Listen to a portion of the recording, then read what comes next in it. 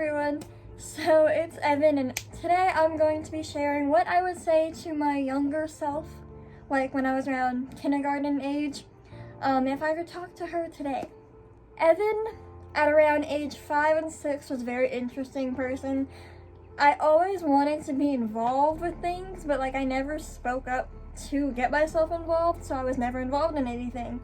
And I would kind of just sit back and watch everyone else do something fun that I wanted to do, but I didn't speak up and I didn't want to speak up, so I would just kind of sit back and be sad and dramatic and just not do anything about it. The number one thing that I'd probably tell myself is to just speak up, because people are not that scary, especially not other 5-year-olds. When I also was a kid, it would have been fine for me to speak to other children.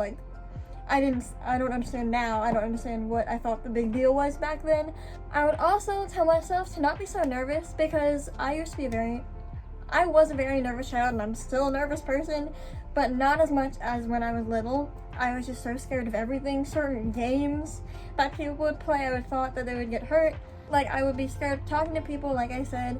I would be scared of rides at Disney World, so I barely rode anything when I was little. If I could have only learned that a lot sooner to not be so nervous and afraid of everything, because everything will be okay.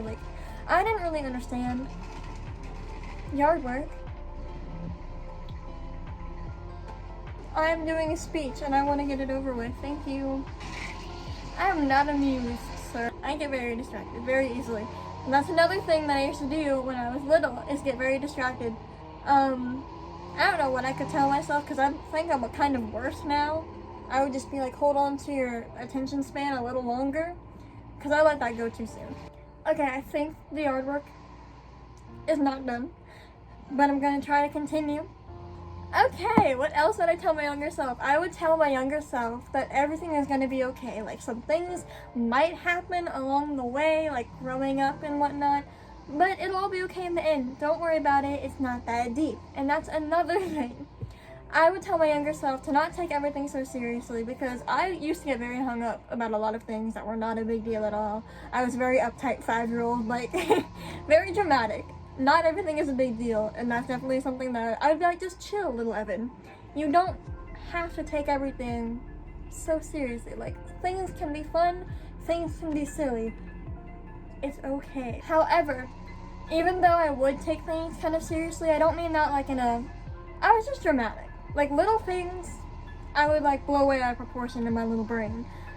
But I would also sing all the time. I used to have very bad conduct in kindergarten, because I would sing and dance in the hallway when we were supposed to be doing this.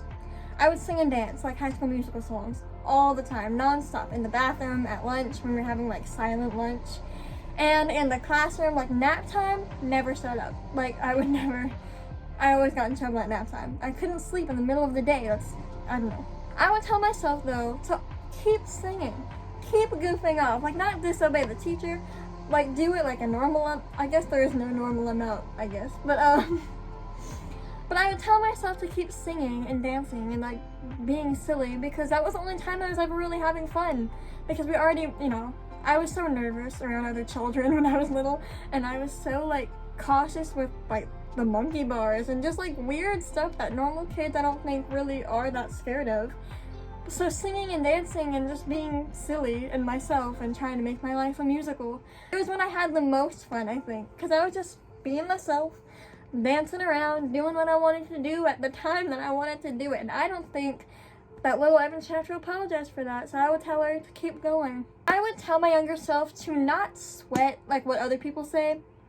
And I know it's kind of more of a middle and high school lesson than a kindergarten lesson, but when I was little, I used to be a very picky eater, and I still am a very picky eater. I used to be a lot worse when I was little, and I used to feel so bad about it. I used to feel I was disappointing everyone in a way. This is getting kind of deep. But I used to feel really bad that I couldn't just do what other people did, and I couldn't do what everyone, it seemed, wanted me to do, and for some reason, it was just such a big deal to me, and I couldn't wrap my head around why I couldn't do it, but I also just couldn't do it. So it was very hard. But I would just tell myself to go at my own pace. I didn't have to meet anyone else's standards, because now I'm so much better, but it took time, and eventually I'll get even better from where I am now. You're gonna go at your own pace, and you're eventually gonna get better. And you're always gonna improve, but you can't do it by other people's standards. You have to do it by your own.